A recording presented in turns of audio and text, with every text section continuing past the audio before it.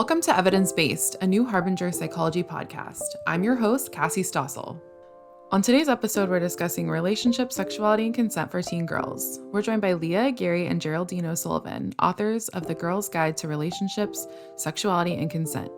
Leah is a licensed clinical social worker practicing in San Diego, California. She works primarily with teens and adults who've experienced complex trauma, including childhood abuse, domestic violence, and dating violence, and provides trauma-based treatment, including EMDR.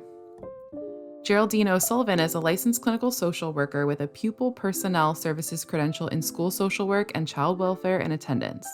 She currently practices as a school social worker in San Diego County, California, where she provides mental health counseling services and crisis intervention to teens using therapeutic modalities, including cognitive behavioral therapy, motivational interviewing, and solution-focused therapy.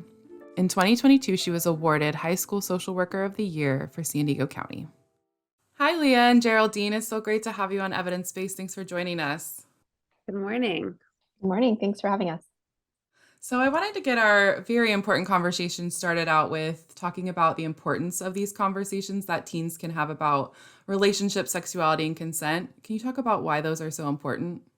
We are very much familiar with the lack of education that a lot of kids have in regards to the nature of relationships. A lot of the education is really based on safe sex and just the idea of consent. And it's very limited in nature and how to have uncomfortable conversations, the skills that they need to learn to navigate these conversations, both with peers and people that they're dating and having relationships with. So really, we're trying to bring awareness to the skills and the reality of teens today and how they need to navigate these difficult conversations without having much to go off of, basically. A lot of parents I think we're at a different place where parents are a little bit more engaged, a little bit more open, but we're still tiptoeing around the issue a lot. So our book really addresses the need for these conversations and just being real and relatable in that these conversations are expected and will happen. And so we want to set teens and parents up even too for success. And what are some difficulties that teens are facing in the current environment? It's a broad question. And I think that for teens and for adults since the pandemic, we've seen just an increase in anxiety and depression. And I think the stressors that are going on right now for our teens in the school system have been really intense. In terms of relationships, friendships, and dating, I think some of the difficulties that go on for teens right now has a lot to do with their form of communication and the kind of the social and digital media that they're, encountering every day, and just how that has changed social interactions over the years. And so currently, I think it can be hard for teens when they're communicating with one another through various platforms to really understand the nuances of tone and to be able to communicate in a way that's clear and effective. So that's a challenge that I think they're dealing with. And in our book, we really openly address that challenge and kind of how to communicate across different forums, whether it's in person or online or through messaging. That seems to be a challenge that we've noticed. I also think there's the political climate I want to add and how a lot of kids are fearful of their futures and their ability to make decisions for themselves, to be who they want to be and who they are. And so I've seen in my practice and with youth just this fear too about being able to show up as their authentic selves and have that be accepted and feel safe as well. Yeah, that safety is really important. You both write a lot about the best way for girls to identify and connect with their values. Can you talk about why this is important, especially before getting into relationships? Oftentimes, kids and adults get into relationships without knowing or without really considering what's important to them, what is the foundation of their identity, and what really matters in their life and in terms of a relationship. And so they go into relationship usually strictly based off feelings or insecurities, not considering their values, meaning what's really important to them as an individual. So whether it's family, whether it's education, whether it's healthy lifestyle, whether it's, spirituality, this is very uncommon for adults. So for kids to have the ability to self-reflect and think, oh, does my partner respect these values? Do we align in these values? Are we going to be in the middle with these values? That's absent in most relationships. So by giving teens the tools to really clarify and identify their values and and make decisions that are based in their value system, it's important because then they can make decisions that feel confident, that feel true to them, that feel safe, that really, again, reflects who they are. And oftentimes kids will get in relationships, not just romantic relationships, but peer relationships that are at odds with their identity and what's important to them. And that can create a lot of anxiety and cognitive dissonance, meaning they might feel like uncomfortable in these groups of friends or with this partner because it doesn't feel right. It doesn't honor the things that matter to them. And not that you have to share the exact same values as everyone, but when you do express your values and know what they are, you can navigate difficult situations easier. And just a follow up to that, is it common when you're identifying those values for some of them to maybe clash with each other? And if so, what do you do when that happens? Absolutely. I think we all have different values and hierarchy of values. So, for a lot of teens, like their personal values might be at odds with some of their family values, but family might be important to them. So it's hard when you're a teenager and entering adulthood and making decisions that are based on maybe you're trying to pursue traveling and their family's like, I want, we as a family are living in the same area. We're very collective in nature. And so that can be at odds, traveling and exploring the world and having new experiences with their value to be close and involved in their family. So this is definitely very common. And you see this with kids or teens in their relationships as well. And what are some ways that girls can begin to communicate those values in a relationship? I would say a lot of it is first being able to reflect and consider what is important to me and why is this coming up right now for me, and communicating that using I statements. So, for example, if they're in a relationship, a peer relationship, or romantic relationship, communicating, this doesn't feel okay for me because it goes against, my need to wait to be intimate, if we're using the dating situation, my need to wait to be intimate with someone I feel like I can trust and feel safe with, for example. Kids don't really have that language, but I think if they can reflect and be like, why is it important for me to wait to have sex with a partner? Why is it important for me to not make fun of someone at school? If they can communicate it, it's easier to stand their ground because they're certain and they know why, like what they stand for. And it's easier to feel confident in expressing values when you know what they are. One thing I appreciated about your book is the majority of the beginning part is working on yourself and exploring those values. And then you also write about negative self talk. Can you talk about what that is and what are some ways to move into that positive self talk?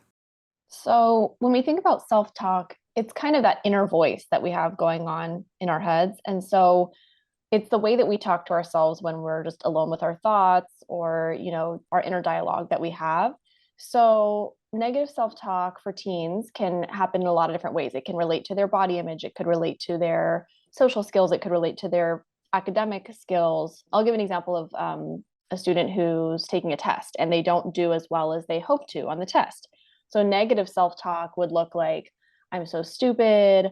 I can't believe I, didn't pass this test or didn't do as well as I should have. What's wrong with me? I know I could have done better. Like that kind of negative language that they use. And then a way to shift that to positive self-talk, and this can be really hard for teens that are struggling with self-esteem. And so it can be hard to know exactly how they should talk to themselves. So one of the pieces of guidance that we give in the book is to think about how they would talk to a close friend and to say, well, if your close friend came to you and told you that they didn't do well in the test, would you say, oh my gosh, you're so stupid, you could have totally done better? No, they wouldn't say that. Obviously, they would say things like, it's okay, you can study more next time, it'll be okay the next time you take a test. They'll give some reassurance and some more compassion. And so part of the guidance for with our self-talk is to have, when we think about how we would talk to a close friend, it allows space for having more self-compassion. And when we have that, that talk will become healthier. So the first step is awareness. A lot of times people aren't even aware of how they talk to themselves. Kids, adults, a lot of people have this inner voice going on and they're not even really recognizing what they're saying to themselves or the language that they're using. So once they become aware of it, then the second step is to kind of work on changing it and to think about how they could be kinder to themselves. And why is that important to sort of shift that thinking, especially before going into relationships? Yeah, so I think that as we can shift that language, if we can have more self-compassion and if we can be more positive in our self-talk, then that helps to build our self-esteem, and it also helps to build our self-confidence. And that allows us to, in relationships and for teens, to be able to assert themselves in relationships, to be able to communicate effectively with a partner, and to have that strong foundation. And that doesn't mean that people can't or shouldn't date if they're not there yet. We're all a work in progress. But I think that being able to build that self-esteem and that self-confidence can really help teens when they are dating and communicating with their partners. And as teens are, learning to talk to themselves more positively, they're finding their values. What are some ways that teens can begin to explore their sexual identities? Part of exploring your sexual identity is really being aware of what you gravitate towards. So part of sexual identity is who you're attracted to, who you want, who you have, the types of people you naturally gravitate towards and have romantic feelings for and feel attracted to and want to share intimate experiences with. It can also be what you prefer, like how you like to show affection and how you like to express affection and love towards other people. So really your preferences and how you feel about love and your romantic relationships. And I mean, it's a huge umbrella. So under sexual identity, there's sexual orientation. So the gender or the sex that you typically are attracted to. There's also gender expression and how you express your gender. And there's gender identity, which is really the gender you identify with, or maybe you don't identify with one particular gender and it's more gender fluid. So if you were assigned male at birth, maybe you really actually truly feel more feminine and you're really trying to navigate this world as someone who's feminine, even if you've been assigned male at birth. So sexual identity, I mean, there's a huge umbrella, but under that is sexual orientation, which is who you're generally attracted to, who you have romantic relationships with.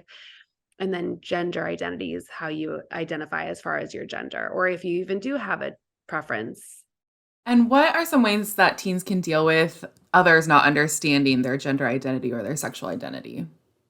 I think a lot of it is connecting to safe adults, having access to resources, people and groups and communities that are open-minded and expansive and offer support in helping youth and just individuals explore their identities. So being in safe spaces where they can talk freely about who they are, question who they are, question who may be the identity that's been imposed on them.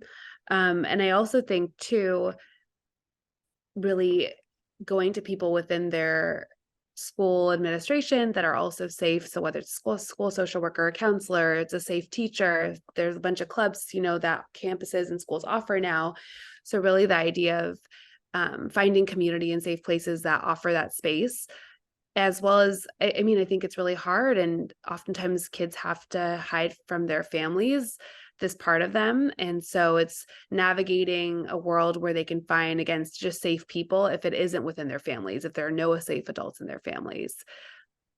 And I think this leads us to talk a little bit about choosing your friend circle. In your book, you talk about the importance of that. What are some tips if you have identified a friend who's not been supportive or positive in your life? So I think for teens, this can be challenging because their friendships are changing so rapidly at such a formative time. And the other thing about, being in school is that sometimes you are forced to interact with different people, whether it's groups in your classes, group projects, classes that you have with other people. And so typically a lot of teens will form friendships through the classes that they have with other students. But then what also happens is that then if that friendship isn't working out, it can be challenging when they're still interacting with that person in school on a regular basis. And so I think what teens have to consider when they have identified someone in their life that it's no longer, that relationship is maybe no longer serving them, or the friendship has become unhealthy, is how to navigate, how to communicate with that friend regarding what's going on. And so that's where things like I statements can be really helpful, because as human beings, we tend to get a little defensive if someone is telling us something that we've done wrong, but using I statements helps to remove that defensiveness. And so essentially what you're doing is starting a sentence with I instead of with you. And so you're saying something like, I felt hurt when this happened, for example, instead of you lied to me, or whatever the case may be. So A lot of times what we encourage teens to do is to use I statements when they're talking to a friend about maybe something that has happened that has hurt them. Something that's a little unique to the school system is that like they can also have the option to work through some of the friendship challenges through like mediation with a counselor or social worker. That can sometimes be really helpful in using restorative practices to restore the relationship and something that has gone wrong. So teens kind of have to ask themselves like, do I want to work through this issue that's going on in the friendship, and do I still want to have this friendship, or do I need to, part ways with this person, and what will that look like? And so those can be complicated situations for them to navigate. And fortunately, there is support in the school systems to help them with those challenges. But that's some of the tips that we discuss in the book for that topic. I like that, empowering them to sort of know if this is a friendship they want to work on, continue, versus just like being put into the friend group and forced to hang out with them. I think that's really empowering for them to learn to question if that's worth it for them. And why is learning assertiveness important? And what are some ways for teens to assert themselves? I really like to talk to teens about assertiveness. I think it is an important skill to develop. And I think, especially for girls and women, this idea of assertiveness is sometimes confused with rudeness. And so a lot of times what I talk to teens about is that it is okay to be assertive, and it's definitely possible to do that in a way that is still respectful and still kind.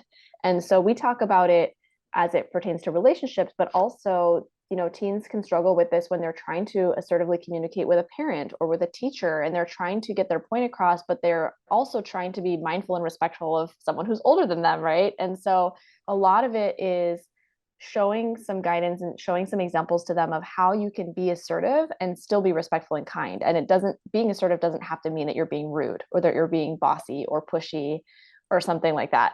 Especially when it comes to relationships or intimacy, it is very important for young teens to feel confident in their ability to assert their needs and their limits and their boundaries, and to be able to have the language to do that. And so in our book, we discuss ways that they can communicate assertively and respectfully. I think that's important to note because I think assertiveness has gotten this really negative connotation, especially for women. So I like the redefining of what that means, really. In your book, you talk about how unhealthy relationships are often associated only with physical abuse, but there's more to it than that. Can you talk about other signs of an unhealthy relationship? I think we see within teens and even just adults, they see abuse or unhealthy relationships being extreme cases. So extreme acts of violence, pushing, shoving, hitting, or using really obscene and egregious language, like calling someone a bitch, slut, labeling someone, right? In those ways. However, it can be not even subtle. It doesn't have to be extreme to be abusive or unhealthy. And part of our book is bringing awareness that relationships, there are levels of abuse, and there are different types of abuse, and there's even subtle forms of abuse that slowly make you feel worse and worse and worse, and that's part of the abusive behavior and cycle of abuse. So for example, if someone's making sarcastic remarks and jokes at your expense all the time, it might not feel abusive because it doesn't seem so egregious, it doesn't seem so awful, they're not using terrible language, but it can chip away at your self-esteem and self-worth, and is used oftentimes as a means of control. Earning your continuing education hours doesn't have to be a painful experience. The right course can open your mind to new possibilities, increase your confidence, and hand you powerful tools to transform your clients' lives. Praxis Continuing Education and Training teams up with some of the brightest minds in mental health to provide cutting-edge, evidence-based training for practitioners. You can learn firsthand from experts like Stephen C. Hayes, Kelly Wilson, Robin Walzer, Kirk Strazel, and many others. Find your next training at praxiscet.com. That's praxiscet.com. Two terms that you write about that I think are very in the public, language now are gaslighting and love bombing. Can you talk about what those are and the differences between the two and what that might look like?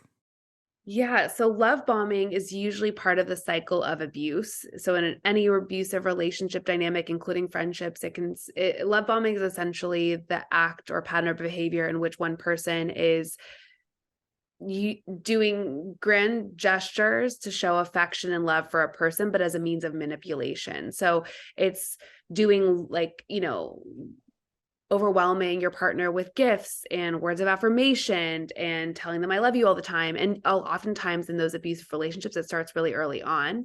So maybe you've seen someone for a couple dates or a couple weeks and it just feels over the top. I guess it's over the top pattern of behavior of expressing love and adoration, and usually gestures of gift giving and doing, these extravagant things as a means of trying to prove that you love this person and win them over, essentially. So it's very manipulative in intent, which I think is the important thing.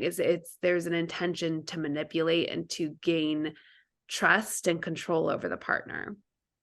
And gaslighting is not necessarily part of the cycle of abuse, but it's a form of abuse and manipulation and part of that power control dynamic. So gaslighting essentially is intentionally making the other person feel as though their reality is not a reality at all. So it's intentionally telling the other person they're wrong in their perception of things, not taking accountability for things that the other person's trying to hold them accountable for. For example, say someone's partner, a teen's partner pushes them. The next day, their partner says, I didn't push you. What are you talking about? I brushed you with my hand, or we were arguing and I just created space between us. I didn't push you. So gaslighting is essentially denying a behavior or completely disregarding the reality of the other person. And I don't like to use this word, but making the other person feel crazy as if they don't know what's going on. And so by doing that, the other person feels dumb. They feel out of touch with reality. They feel like, okay, maybe I'm wrong. And it really becomes a way of manipulation and, again, taking control of the relationship. So we've talked about what an unhealthy relationship looks like. Can we talk a little bit about what are signs of a healthy relationship?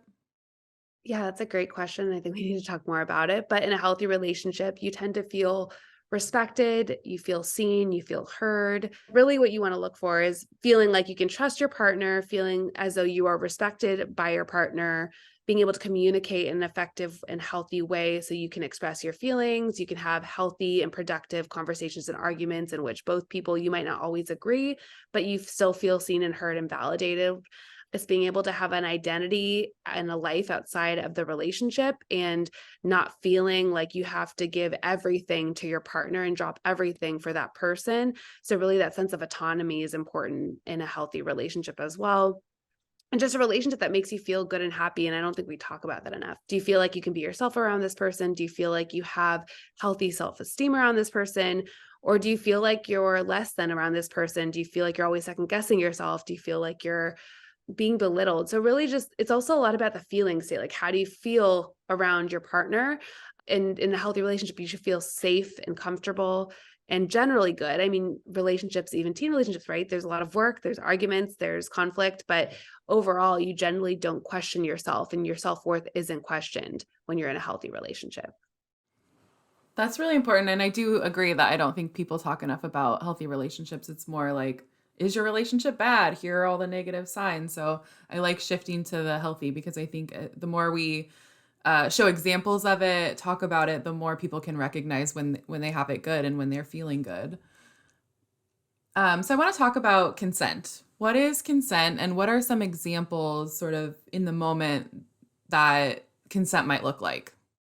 Consent is basically permission or agreeing to something. So when we think about consent, when it comes to physical intimacy with a partner, we're really having this kind of understanding with our partner. And we could talk more about how it's given or not given. But kind of you're having this understanding with your partner that you're both agreeing to what's happening. And not only are you agreeing to it, you're also enthusiastically agreeing to it. There's no hesitation, there's no doubt. It's kind of something that you're both on the same page about when consent is given. In terms of like kind of what that can look like, consent can be given verbally. So this discussion of what you're going to do, what type of physical act is going to take place. With the teens, there can be discussions around, when we talk about this in the book, the different types of sex, whether it's whether it's intercourse or whether it's oral sex or touching or kissing. Consent can be given at each and every stage or act that takes place during physical intimacy. And so it can be discussed actually through a conversation, but it can also be given non-verbally. So there's cues that we can teach the teens to look out for when they are being physically intimate with a partner. And that's things like body language. So is the person really, like, if they're just kind of there and they seem really disengaged, or if they seem kind of frozen or unresponsive, like that's kind of a sign that they may not be feeling comfortable with what's happening. And on the contrary, if they're sort of leaning towards their partner, if they're actively reciprocating physically what's going on, then that's an indicator that they are into it or they are consenting. I think helping the teens to understand that consent is no longer, we used to talk about like no means no and yes means yes, and that's kind of outdated now. Consent happens through both verbal and nonverbal communication, and that's something that we want to teach the teens to look out for. And if there's a doubt in someone's mind if their partner is okay with this or not, then it's always good to stop and check in and ask, are you okay with this? Are you comfortable with this? Should I keep going? Should I stop? Really encouraging open and active communication during each and every stage of physical intimacy, I think, is really important so that everyone feels comfortable. I also think with consent that we talk about this in the book is the idea of consenting. You kind of mentioned this, but at every stage of the relationship, so you can have sex with your partner and then, next time feeling like, actually, I wasn't ready for that and I don't want to consent. And I not that I revoke it, but I'm not consenting this time. And we want to empower teens to have the ability to make a decision each and every time, even if they're with someone and they've been dating someone for months or years. Even we want to make it known that it's okay to not give consent at any stage. Yeah, and you can revoke it, right? Like if you agree to something and then you start doing something and you realize, oh, actually, I don't like this, or all of a sudden I don't feel comfortable, then you can revoke that and say, hey, actually, I'm not really feeling comfortable with this. Can we stop? And so I think that, like you said, it's important for the teens to recognize that just because they agreed to something once doesn't mean that they now have to do that all the time. And knowing that, having them feel empowered to be able to do that. That's so important. And I think we just can't talk about consent enough. So I appreciate the nuances of how it's changed, the definition of it, and at every stage, at any point in the relationship. I think that's really important and valuable to understand. And along with consent, why is talking about sexual health with your partner so important? I think this is something that teens sometimes struggle with. And I think it's a conversation that I have frequently with teens about how important it is to discuss sexual health, because it is something that, like any aspect of our health, we have to take care of ourselves. We have to go to the doctor for checkups. We have to, if we have symptoms of something, we get it checked out, right? And I think that in the past, and currently there has been a lot of stigma around sexually transmitted infections and what that means if you have contracted an STI.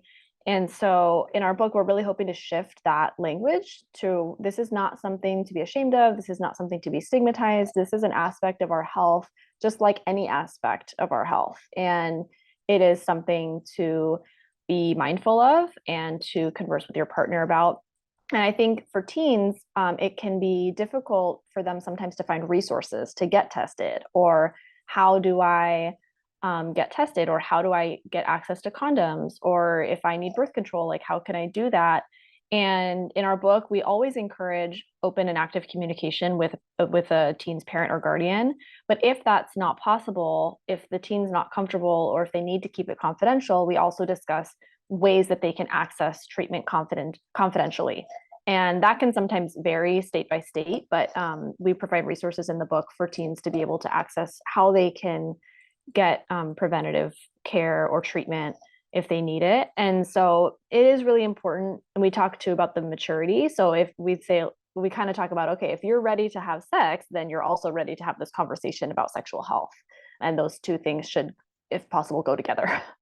Definitely agree with that. And back to a little bit about if a teen is feeling pressured on the decision to have sex with their partner, what are some sort of in the moment tools they might use to communicate that?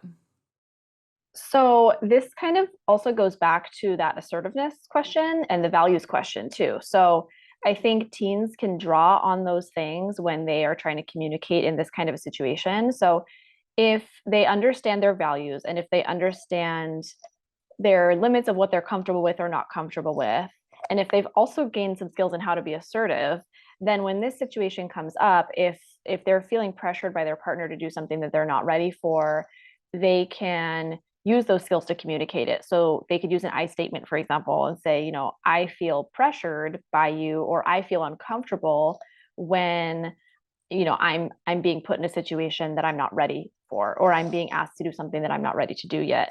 And they can help their partner to see how it's impacting them. So they might say, I feel frustrated, or I feel scared, or I feel uncomfortable, or it also gives them an opportunity to say why, and to help their partner understand what they're doing that's making them feel pressured.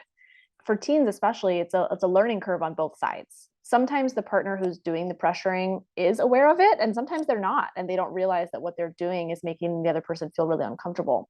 And so having these conversations can be useful for both partners in that situation, so that they can have open and honest discussions about what that's going to look like. One of the things we talk about in the book is that if it's continuing and the partner is not learning from this, and it's a situation where maybe someone's feeling unsafe in the relationship, or they're feeling as though this pressure is not letting up and it's becoming really a problem, then that teen needs to consider if that relationship is right for them, and if they should stay in a situation where they're not feeling comfortable, and then looking at what that might be like. And all of this whole conversation, everything you talk about in your book, leads teen girls to feeling sexually empowered. And why is that so important? In terms of being sexually empowered, I think it really, like you said, everything combines, right? The values combine, the self-esteem combines, body image combines, all these things kind of come together in a way where if our young girls can feel empowered, that will create overall a healthier environment, whether they're in a relationship or not. And even if it's just them on their own, their relationship with themselves or with a partner, having that empowerment will enable them to have open and honest communication, healthier, more positive self-talk, and overall that ultimately will lead to healthier experiences and relationships down the line. I was also going to say, I also think being sexually empowered is being able to know when your boundaries are crossed, or when your boundaries are not respected, that you can advocate for yourself, but also seek help. And I think we talk a lot about that in our book, is the need to ask and seek support from safe people and adults in their lives. And I think being empowered gives you that confidence to ask for support, because a lot of youth feel so much shame around their sexuality and sexual experiences. Well, I think that's a perfect place to wrap up. Thank you so much, Leah and Geraldine. I really appreciate this really important conversation.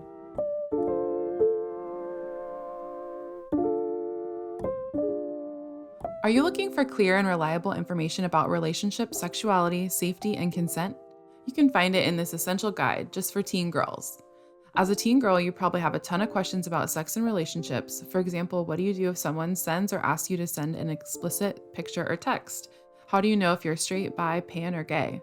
What do you do if you're being pressured to do something you don't want to do? This book has all the answers you seek.